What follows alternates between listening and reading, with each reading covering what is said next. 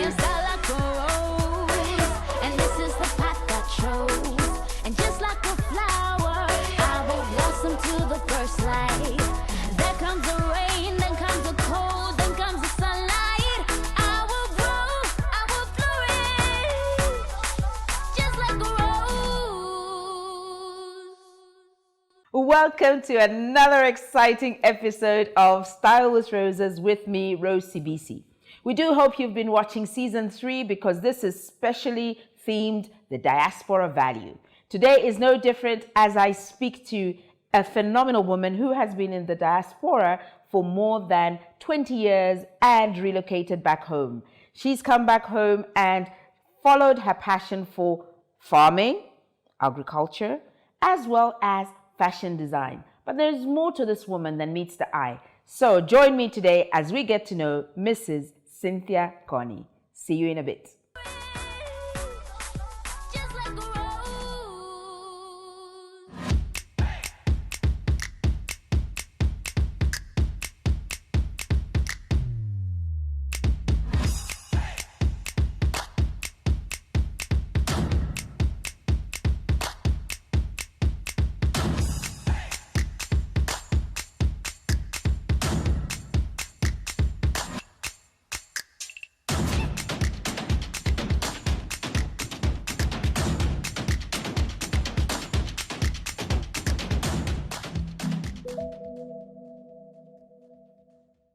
Welcome back. You are watching Style with Roses with me, Rose Sibisi. As usual in this season, we are bringing you amazing personalities from the diaspora. Today is no different as I get to hang out with Mrs. Cynthia Koni. She is a chartered accountant who is currently part-time lecturer at UNILUS, which is University of Lusaka here in Zambia. She was based in the UK for about 11 years and then came back home with her family, as we say, to add the value back home. So welcome to Style with Roses. Thank you, Rose. So nice to see you again, Cynthia. Thanks. I will call you Cynthia if that's okay. Sure. Absolutely. You look absolutely smashing. Thank you. I thought for a moment like, oh, is this Mrs. Obama or...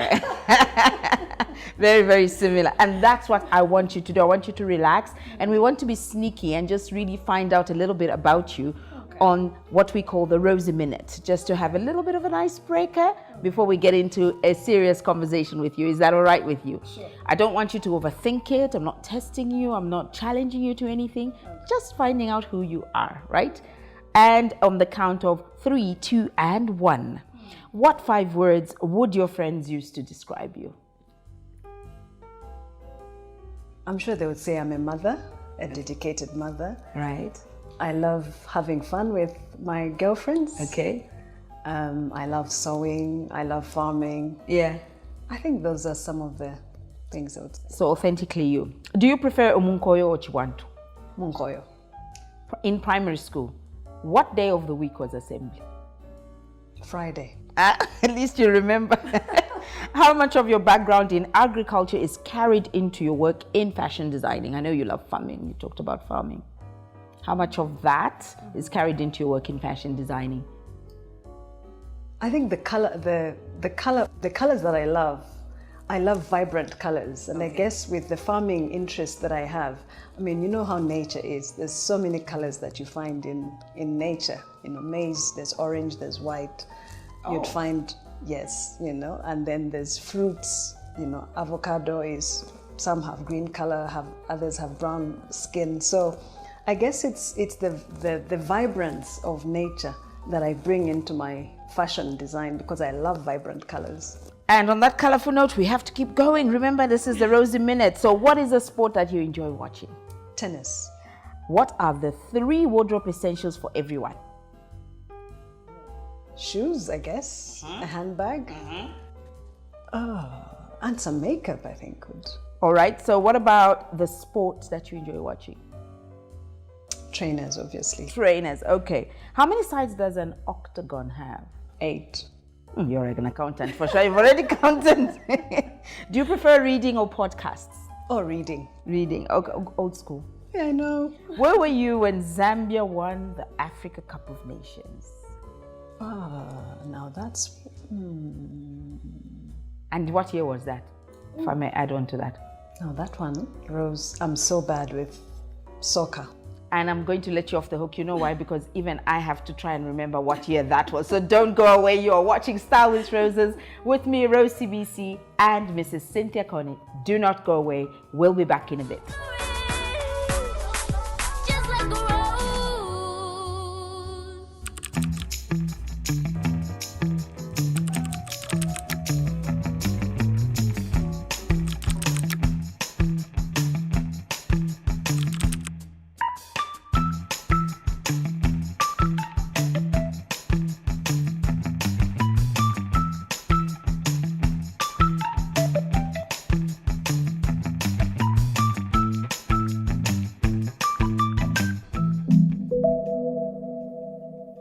Welcome back. In case you have just joined us, today is another special day on Style with Roses with me, Rose Sibisi.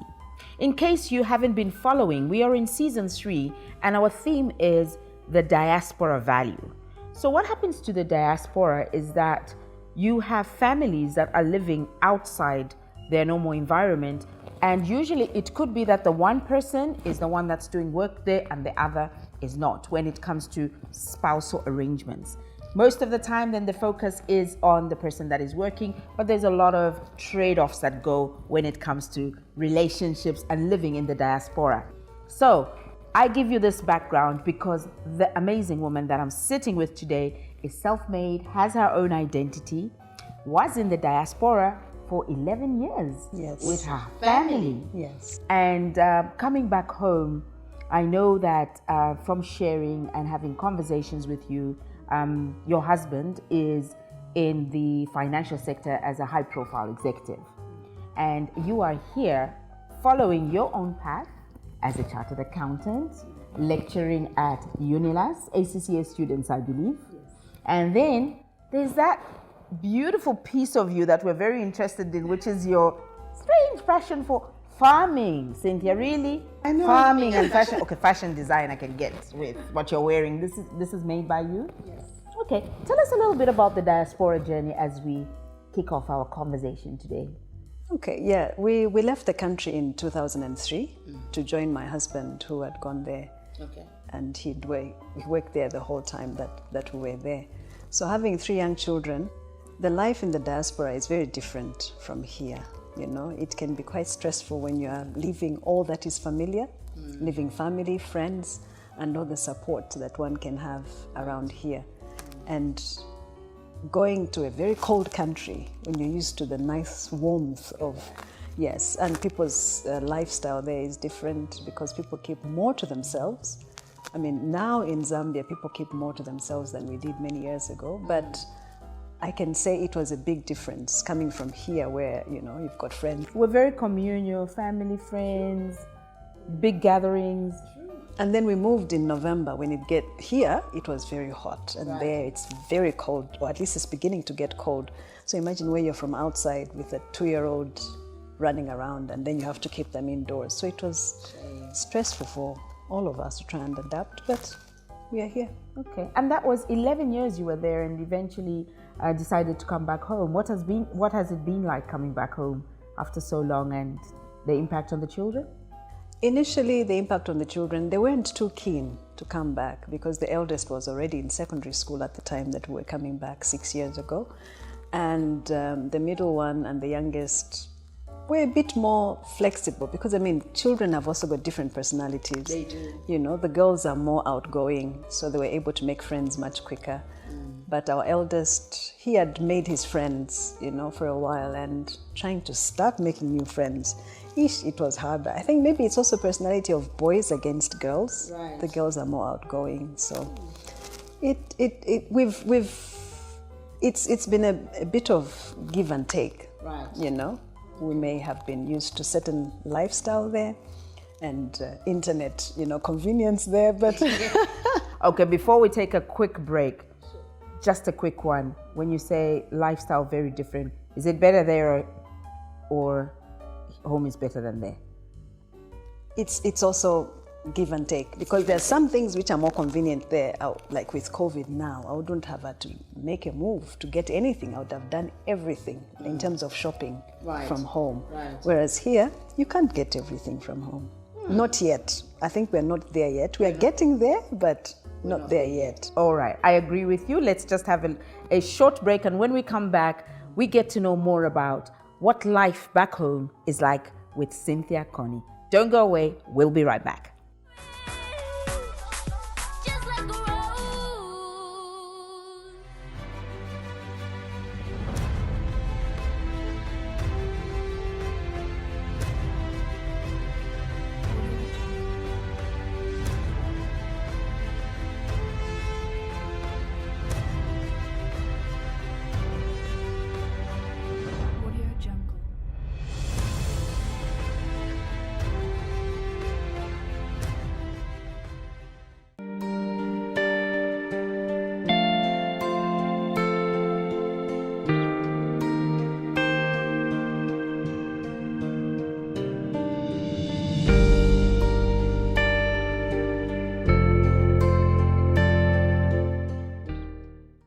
And welcome back. You are watching Style with Roses.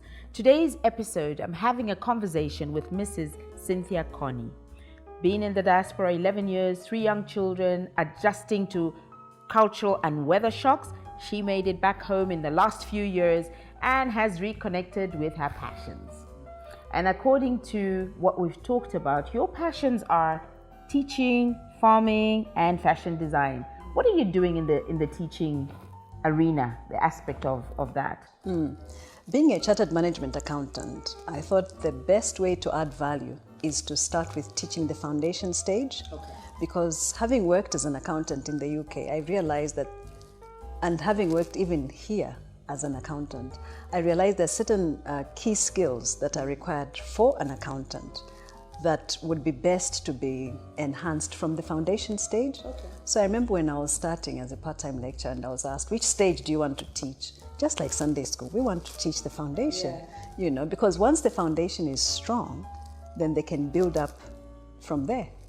And that's where it is. You always start from the roots. So it's good that you've gone that way. And especially now, I would imagine accountancy is not the way it used to be before. You attributed in our earlier chat where you talked about a lot of things have changed. There's the impact of digital technology. So you starting at the foundation, are you seeing this as not affecting the fundamental value of the profession? Is that why you're keen on working with the foundation? The main reason of working with the foundation stage is because whichever stage those students are going to go, I've realized that if their foundation, when they're learning or training to be accountants, if the foundation is not strong, these will pass their exams and go and work as accountants, but there are certain skills which they may not always have strength in. And that is the area where I thought, double entry bookkeeping, let me do it from the foundation stage. That's good. It's a very good angle, especially that there's really a debate out there in terms of what qualifications can do in key areas of learning like accountancy and all of that. But I don't want to dwell too much in that. I am so curious to hear about, and you know it because I've been on you. I'm so curious, this farming thing, where did that come from? I suspect it might be genetic. Well, genetic in the sense that I hear my late grandmother, like my dad's mother, had a lot of cattle, you know. So when I would laugh and my sisters would say, in this family, the only one who can plant something and it grows is Cynthia. You know? Everyone else will plant something and it dies, you know? So I would laugh about it with my sisters. But I guess it's inborn. It's inborn. We grew up growing vegetables at home. I've always loved, in fact, roses. Yeah. Ooh, I'm coming for those roses. But what's interesting for me about the farming is, for you, it's not just about the passion. I understand that you actually have a workforce. So that's where you're adding value by creating an alternative feeding of your passion, let me say. As you're feeding your passion, you are in the process of, now you've got this space of land and you've got your team that is working on the ground. How big is your workforce at the farm? At the moment, it's 8 in the sense that there's the 4 men and their wives. You know, so the wives may not do as much Yeah. as the husbands do, because initially I started with the 4 men, but in fact we started with 2, but they've now increased to 4 because the piggery section needed extra workforce. You see, there's even piggery. I was going to ask what's on the farm. It's not just avocados, vegetables. Now there's piggery.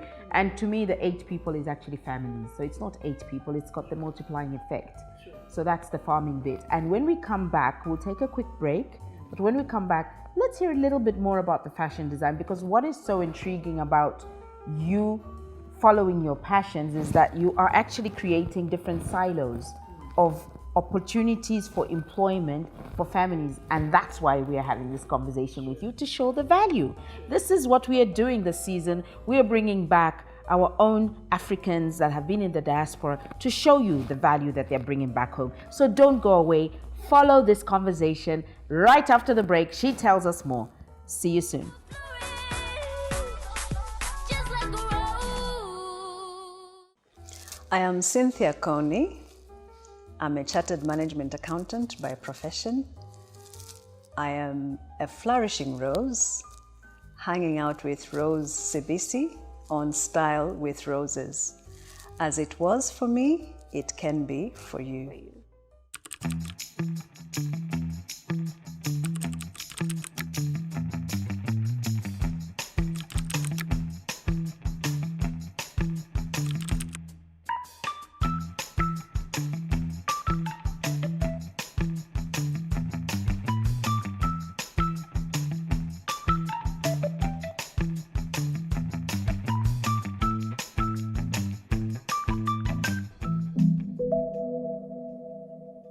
And we are back. I am hanging out with Mrs. Cynthia Koni, who is a part-time lecturer at UNILAS, chartered management accountant by profession, and has spent 11 years in the diaspora in cold Europe. And they came back home, and she's taken advantage of the beautiful weather and climate and started farming. You touched on the farming aspect, and kudos to you. Well done for supporting families through your farming venture, which is actually not a small holding as it would be. I know it's going to expand into something really huge. But let's talk about the fashion design. That's also another area of hobby for you, but now it's turned into business. How's that going and how does it work? It started like as a child, you know, make my dolly's clothes and stuff like that. Yeah. But in the current environment, I think it's the fact that we don't have a local company that makes fabric that makes it quite costly, right? Because everything is imported, and with the currency the way it's going, so you find you'd quote for a job, you know, for a client, certain price, and then within the time that you're probably providing whatever it is you had agreed, you know, things may have changed. So it would help as a country if we had our own companies that make fabric locally. Right. The manufacturing industry does need to be restored, and we did have quite a lot of that. What I always applaud about the fashion industry, and you know I'm big on style and fashion and all, but it's a multi-billion-dollar industry that we can tap into, and for me it also represents identity. So I love that you are able to create a look as well as you have, very corporate, very elegant, very smart, and it just doesn't take away from who you are as a person. And I find that element of expression very, very, very, very inspiring. And we should actually do more of that. So that's why we want to encourage you to follow that. How is your team on that? Do you do everything yourself, or even then you've engaged a team to support you? I've engaged a team to support me because I've realized that once we work as a team, then we can get a lot more done within a shorter period than if I did everything myself. You know, that helps me to create employment as well. You know, there's so many youths out there who need jobs. And that's why I wanted us to applaud you, because we have to create our own employment opportunities. And much as you studied accountancy and you took up the role of family, you're a good representation of not looking at it like you're very well kept, you're taken care of. If you didn't work, tell me, would you struggle because you are still a kept woman, right? Like I wouldn't starve. You wouldn't starve, yeah, because you've got a partner that is able to support you, and you are his support system as well. But do you find that it's important, even if we have the opportunity for spousal support, for you to find your own way? Is that what you did? That's spot on. Right. Because I think every woman or every individual should be able to be authentic in who they are, because the fact that my husband has a very busy job and influential in that sense. I think even for me, being an individual, I've got my own aspirations, Right. my own dreams of what I would like, what impact I would like to make on the next generation, whether it's on my children, or in the fashion industry or in the farming industry or lecturing, for accountants or in my accountancy profession. So what impact would I have if I just sat at home and did nothing? Right. This is exactly why we have this conversation. So you're a typical example of, apart from your children, whom you've indicated 19, 17 and 11. So that this is already the youth. You're already impacting the youth at home, but you're not being selfish to say, let me just focus on my children. You've now taken it another level to say, I'm going to lecture at UNILAS, at the Youth Foundation stage, so which is really commendable. So do keep that up, because that's what we need to be doing. We need to use our knowledge and our experience and exposure to impact others. So before we go to another quick break, would you say that you finding your way and your identity would have any impact on your family? Has it made you better? Has it made you worse? Where would you put the scale when it comes to you being the support pillar of the family, as a mom, as a wife? I think it's made me better in the sense that being multi-skilled, it doesn't restrict me to just one area. If it's my creative side, I can express my creativity. In fact, my middle one is beginning to do a bit of sewing. There we go. So it's not just me making an impact on just, out there, but even with my children, they're beginning to learn a few skills here and there. And I guess it's what legacy are we going to leave for the next generation? That's what I wanted to hear. Sure. So we are talking legacy, generational wealth, and it comes from our creative skills, and that's what we've just talked about, but we want to hear more. Don't go away. When we come back, Cynthia will be passing the rose. Just like a rose.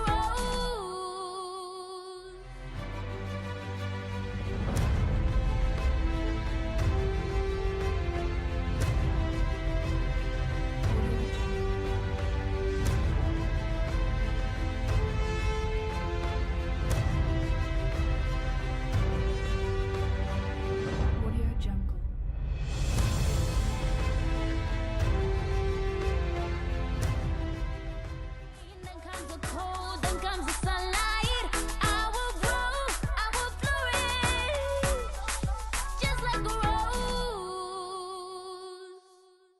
And welcome back. We hope you're enjoying the conversation as much as we are. In case you've just joined us, you are coming into our part where we pass the rose. On Style with Roses, we're all about inspiration and encouragement, but call to action. And what we like about you, Cynthia, so far is you've demonstrated how you've done such great work in the diaspora and coming back home. I'd like to find out from you, do you see your time in the diaspora adding any value back home? What has it done for you that you would say, I'm adding value back home because of the time that I spent away? Yes, the time that I spent away did help me see the many opportunities that we have. I think as Zambians, you and I will agree, it seems we have this attitude that it only is good if it's coming from abroad. But the value that you and I need to add is to make it happen here. It can be done here, and it must be done by you and I. We shouldn't have to wait for everybody who is not African to come and make the change for us. Correct. But it is us Africans who can make it happen. I remember many years ago when I worked for Liver Brothers and somebody was training us and saying, if it's to be, it's up to me. So I normally have to remind myself, okay, if this is going to happen, I'll have to make it happen. Right. So anybody that comes back to Zambia, let's make it happen. And that's why you've gone into investing in the youth.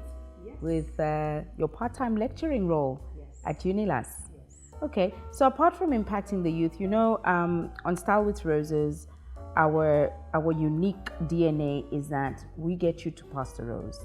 This for us is a call to action where what you have done while you've been away and when you've come back, there are so many rural children, girl child, boy child, who will not have the opportunities that we've had to get that exposure, to get that experience. And as you are speaking to the youth and investing in them at UNILAS, I would like you to honor us with our tradition on Style with Roses. So I'm going to give you a rose. We call it, this is a budding rose, because even for us, you know, there are 3 stages in our generations of life. The budding rose is like our youth today. You know, they are created in a way that they are so bold, they are risk takers, they are fearless. They can exist in any part of the world without limitation. The rose is like that. If you know, one of our biggest exports throughout so many years has been the export of the roses. So we like that exports like you can come back home and inspire us. So I will hand this rose over to you to celebrate you and appreciate you for the work that you're doing back home. But I'd like you to do the same for that little rural girl, rural boy, or just an underprivileged child that will not have access as we did. Can you pass that rose to them? Tell them what you would like them to know and how they too can achieve the impossible. When I look at the rural child, you know, the time that we lived in the UK, I was an ambassador for World Vision UK. And when I was asked to say, where would you like to sponsor a child through the World Vision Sponsor a Child program, and I chose to sponsor a child in the village, in Chitanda area, a village where I could identify with, because my father, having been Lenje and in that area, I'm a Lenje girl, you know, at heart. And I thought I will sponsor a child. In fact, that child's name was Esther Piri. I chose a girl because I realized that as a country, we're still battling with teenage marriages. And why I had done that is to bring a child out of poverty. So having been working there, it's only when we came back that sponsorship had to end, because you had to be there. But I've spoken to somebody here if I can still continue looking out to sponsor a child through World Vision Zambia. So what I would say to that young girl is, have dreams and aspire to achieve them. Don't look at marriage as the first option that you should have, because marriage has a lot of responsibilities. If God blesses you with a marriage, well and good. But don't look at marriage as the first option. Have dreams, achieve them, and go as far in life as you can, and encourage others to come along. Don't succeed and leave others behind, but succeed and pull others along. That is so beautiful. Thank you so much. You touch on some very powerful points, very powerful tribute. We love it. We absolutely love it. And I always feel so sad when I have to reach this point where I'm given a cue that, our time is up. But Cynthia, it has been absolutely amazing having you. It is such a pleasure to see women who've come back home and are multi-skilling and going out there and making a difference and an impact. But at the same time, we want to make sure that we also support you. So if people would like to come and get some of your legendary designs, where do they find you? Do you have an office? Do you have a studio? Social media handles? How do we find you?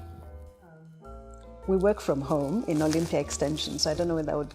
Social media handles, that's the bit I need to work on. You need to get better on that. I know you're very private like that, but a hobby like that needs to be empowering and impacting people. So we will get the details from you. But thank you so much for being on Style with Roses, and we wish you every success for everything that you're doing. Keep investing in those youth.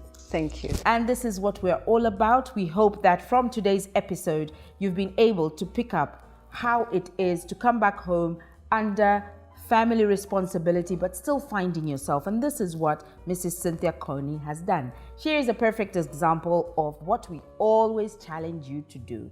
You are supposed to bud, blossom, and flourish, because that's what roses do. Until next time, this has been Rose Sibisi, looking forward to another conversation. Bye-bye. Keep on chasing that sunlight. You can flourish if you do try. Blossom, let them see you in your new shine. Shine Shine like gold, bloom like a rose. It's a long way from the ground up, but you keep it moving, keep it non-stop.